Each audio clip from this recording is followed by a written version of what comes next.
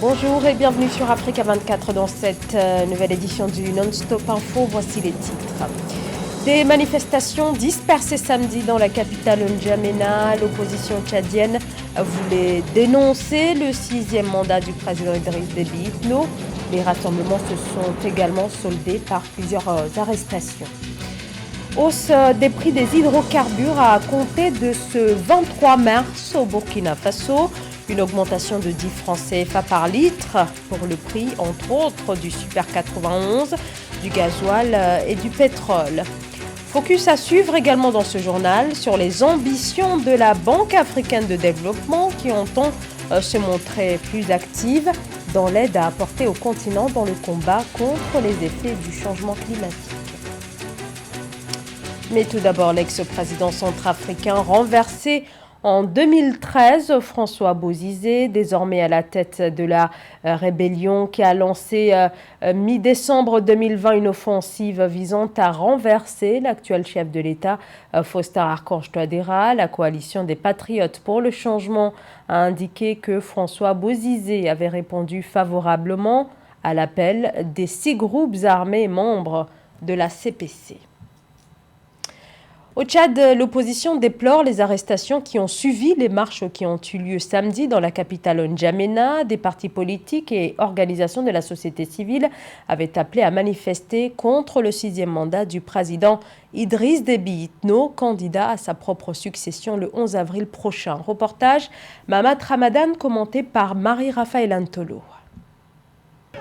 Au Tchad, plusieurs manifestants ont été arrêtés dans la capitale ce samedi 20 mars 2021 suite à des marches pacifiques initiées par l'opposition et la société civile. Dénommées Wakitama, qui signifie en arabe local « il est temps », ces marches pacifiques ont pour but de boycotter l'élection présidentielle prévue le 11 avril 2021 et protester contre le 6e mandat du président Idriss Déby Itno. Donc à partir d'aujourd'hui, faire le point de presse, communiquer de presse, pour nous ça suffit. À partir d'aujourd'hui, nous devons assumer notre responsabilité devant l'histoire. Quoi qu'il en soit, quoi qu'il en coûte. Ça veut dire descendre sur la route. Avec les élections, on ne peut jamais changer ce régime-là. Il faut que ça soit clair. Selon l'opposition, au moins une quarantaine de manifestants, dont la plupart des leaders de l'opposition et de la société civile, ont été arrêtés par les forces de l'ordre lors des manifestations pacifiques. La police a aussi usé des gaz lacrymogènes pour disperser violemment les manifestants qui ont bravé l'interdiction de ces marches pacifiques par les autorités. Plus jamais la population observera qu'une manifestation est interdite. Je dis plus jamais. Et j'invite les Tchadiens de plus en plus à sortir massivement à tous les appels de manifestations pacifiques. Et ça va s'amplifier. Ce mouvement va s'amplifier, je vous le garantis. Après des affrontements entre les forces de l'ordre et les manifestants, la tension s'est apaisée dans les rues de N'Djamena. Dans la soirée de ce samedi, les marchés ont réouvert et les transports en commun ont repris timidement sous haute surveillance des forces de l'ordre. Aucune condamnation internationale n'a été enregistrée après les arrestations des opposants. Dans l'actualité également, le président ougandais Yoweri Museveni qui a décrété un deuil de 14 jours suite au décès du président tanzanien John Magufuli le 17 mars. Le chef de l'État ougandais parle d'un moment terrible pour tous les partisans de l'indépendance africaine. Le président John Magufuli décédé officiellement des suites de problèmes cardiaques à l'âge de 61 ans. Le Togo lance de nouveaux tarifs au péage routier, des tarifs désormais en vigueur et après plusieurs mois de pourparlers entre le gouvernement et les acteurs des transports. On fait le point avec Samantha Saberou-Saboubanga. Les autorités togolaises avaient annoncé en date du 23 décembre 2020 l'ajustement des prix au point de péage à partir de mars 2021. La nouvelle taxe sur les véhicules à moteur est effective depuis le 18 mars. Les recettes serviront pour l'entretien des routes togolaises. Ces nouveaux tarifs concernent les tricycles, soit 100 francs, les véhicules légers dont les tarifs passent de 300 à 500 francs et les faits nouveaux, les 2 roues qui payent 50 francs. En effet, pour cette année, ce pays d'Afrique de l'Ouest veut mobiliser 13 milliards de francs CFA pour faire face au déficit de l'entretien l'entretien de son parc routier. Que chaque fois que l'État lève une taxe, c'est une technique qui consiste à permettre d'améliorer les recettes de l'État. Donc quand vous améliorez les recettes, il faut se poser la question, quelle est la contrepartie en termes de dépenses? Si les dépenses iront bien sûr dans le domaine des transports, et on pourra en discuter.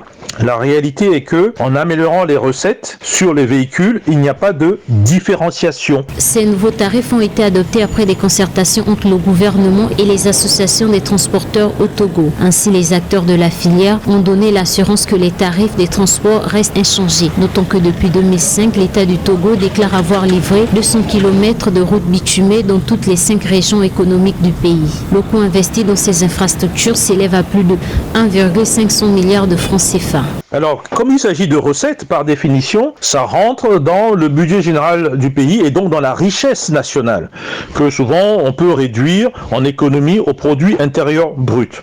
Alors, est-ce que cette taxe va contribuer au produit intérieur brut? La réponse est oui. Est-ce que c'est une valeur ajoutée? Là, on ne sait pas. Parce que la valeur ajoutée, pour pouvoir le manifester clairement, il aurait fallu que cet argent qui rentre dans les caisses de l'État puisse être recyclé vers quelque chose qui améliore éventuellement le secteur transport lui-même. En 2020 déjà, la Société autonome des fonds pour l'entretien routier avait estimé officiellement ses besoins financiers pour l'entretien des routes à près de 39 milliards de francs CFA, contre 14 milliards de francs CFA de recettes disponibles.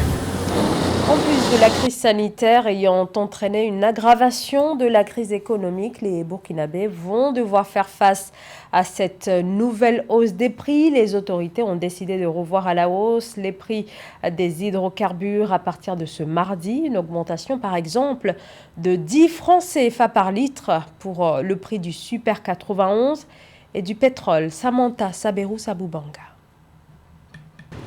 À compter du 23 mars 2021, les prix des hydrocarbures vendus à la pompe au Burkina Faso connaîtront une augmentation. À cet effet, 10 francs de plus sur les prix du gasoil et du pétrole. Le Super 91 coûtera à la pompe 615 francs au lieu de 605 francs et le gasoil 545 francs au lieu de 535 francs. Quant au gaz butane, l'augmentation concerne les bouteilles de 12,5 kg qui connaîtra une hausse de 500 francs. Elle coûtera désormais 5 500 francs CFA. C'est ce qu'a annoncé un communiqué du ministère de l'Industrie, du Commerce et de l'Artisanat le 19 mars 2021. Au-delà de provoquer la grogne sociale, voire la paralysie du pays, la hausse des prix des carburants, même modeste et souvent imputable à la conjoncture, pourrait être préjudiciable pour l'économie en général et les agents économiques en particulier. Pour les ménages, par exemple, cette hausse favoriserait l'érosion de leur pouvoir d'achat. Le dit ministère invite les différents acteurs de la chaîne de distribution au strict respect des nouveaux prix. À cet effet, la Direction générale de la réglementation et du contrôle des prix, la brigade mobile du contrôle économique et de la répression des fraudes et les directions régionales en charge du commerce effectueront des opérations de contrôle inopinées et tout contrevenant à cette mesure sera sanctionné conformément à la réglementation en vigueur. Quant aux entreprises, elles risqueraient d'impacter négativement leur compétitivité prix, puisque ces entreprises seraient amenées à répercuter cette hausse sur le prix des produits et services qu'elles offrent. D'où l'importance pour le gouvernement de prévoir des mesures de compensation permettant ainsi d'atténuer l'impact de cette hausse sur l'économie du pays. Rappelons que le 1er septembre 2020, les prix des hydrocarbures avaient connu également une hausse, mais celle-ci était de courte durée. Car le 19 novembre 2020, les prix des produits des hydrocarbures avaient connu une baisse de 10 francs. La Sonangol, la société pétrolière publique d'Angola, est pilier de l'économie du deuxième producteur de pétrole africain, annonce son intention de céder partiellement ses intérêts participatifs jusqu'ici détenus en 8 blocs par l'unité d'exploration et de production dans plusieurs concessions pétrolières. Cela devrait représenter 30% de son capital, dont le coût est évalué à plus de 6 milliards de dollars. Retour sur la journée internationale de la francophonie qui célèbre chaque année la langue française, partagée par 300 millions de personnes sur les 5 continents. Cette année, le IEF a décidé de placer la journée du 20 mars sous le thème de femmes francophones, femmes résilientes. Corinne Kamsueone. Femme épice de la vie, mais aussi transformatrice de celle-ci, c'est ainsi que Louise Mushikiwabo de la francophonie qualifie les femmes du monde, notamment du monde francophone, alors que l'organisation célébrait ce 20 mars sa journée. Pour la secrétaire générale de l'Organisation internationale de la francophonie, qui part de son expérience personnelle et professionnelle, la femme est l'élément moteur des sociétés, une donnée fondamentale qui structure la vision de cette organisation de promotion de la langue française. Quand je quitte les fonctions que j'occupe aujourd'hui, j'ai envie de raconter l'histoire des femmes, les histoires des femmes de partout qui portent leur communauté, leurs enfants, qui se sacrifient beaucoup, mais qui restent quand même l'épice de la vie.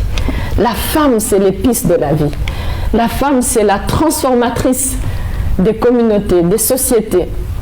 Et parfois, on se trompe sur elle. On pense qu'elle est faible. On pense qu'elle ne peut pas résister. Femme francophone, femme résiliente, c'est justement le thème choisi pour l'année 2021. Ceci en hommage à toutes les femmes des 88 États et gouvernements de la francophonie qui se battent au quotidien, en particulier pendant cette période de crise sanitaire liée au coronavirus. Moment idéal pour remettre la lauréate 2020 du prix littéraire des 5 continents, autre femme résiliente, sa récompense. Beata Oumumbieye Maïres, l'auteure franco-rwandaise, a partagé un bout de son roman primé « Tous tes enfants dispersés ». Il ne comprenait pas pourquoi elle préférait justement celui-là, qui était tout usé, voulait lui en faire choisir de plus solide, de tout neuf, à ses yeux plus désirable. Blanche est attristée par l'attrait démesuré de ses semblables pour le neuf et la modernité. Elle qui est si attachée à ce qui a disparu, aurait voulu lui dire combien les objets et les maisons anciennes sont précieuses, trésors de possibles réminiscences à portée de cœur, pour supporter l'absence de tous ceux qui ne sont plus. En raison du contexte sanitaire, l'Organisation internationale de la francophonie a choisi de célébrer cette journée dans un format virtuel depuis son siège à Paris. À titre de rappel, la francophonie, c'est plus de 300 millions de locuteurs à travers le monde, avec une vision particulière sur la condition des femmes. L'organisation développe à cet égard plusieurs programmes dédiés à celle-ci, à l'instar de Francophonie avec elle, un fonds de soutien pour les femmes touchées par la crise de la Covid-19. Si l'Afrique n'est responsable que de 3,8% des émissions totales de gaz à effet de serre, le continent subit de plein fouet les effets dévastateurs du changement climatique, mais difficile pour l'Afrique de prendre le virage vers les énergies renouvelables à cause du manque de financement. Le financement, point sur lequel la Banque africaine de développement entend accentuer sa coopération avec ses États membres. Aïssa Toubari. Réduire le poids des dépenses climatiques qui atteignent jusqu'à 10% du budget national de certains de ces pays membres régionaux. Tel est l'objectif que s'est assigné la BAD, Banque africaine de développement. Il faut souligner que ces dernières années, de nombreux pays africains ont dû transférer des ressources prévues pour des secteurs de développement essentiels comme la santé ou encore l'éducation vers des dépenses liées aux actions d'adaptation et de résilience climatique. C'est une question de toute première importance pour nous à la Banque africaine de développement. Les pays en difficulté étant aussi les États les plus vulnérables au changement climatique, nous cherchons à éviter que les dépenses climatiques affectent leur développement socio-économique. La BAD a lancé plusieurs initiatives en accroissant ces 5 dernières années les ressources consacrées au financement climatique. Alors qu'elle n'était que de 9% du volume total de ses approbations en 2016, la part de financement climatique de la banque est passée à 28% en 2017, puis 32% en 2018, avant d'atteindre 36% en 2019, soit près de 3,6 milliards de dollars. L'intention de la Banque africaine de développement est a priori louable. Formulée comme telle, la banque est en train d'adresser un message à nos États comme quoi le secteur environnemental n'est pas prioritaire. Or, rappelons-nous qu'en matière de développement durable, on garde toujours en vue 3 aspects. Le développement économique, le développement social ou culturel et le développement environnemental.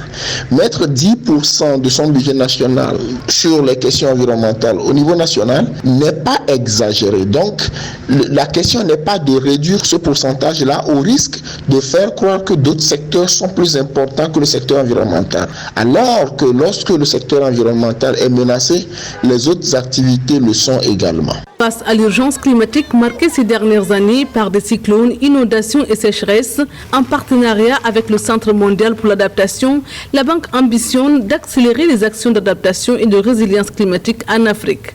Elle envisage de consacrer 25 milliards de dollars d'ici 2025, dont 12,5 milliards de dollars de fonds propres. C'est la fin de ce journal. Merci de nous avoir suivis. Dans un instant, une nouvelle édition de l'actualité sur Africa.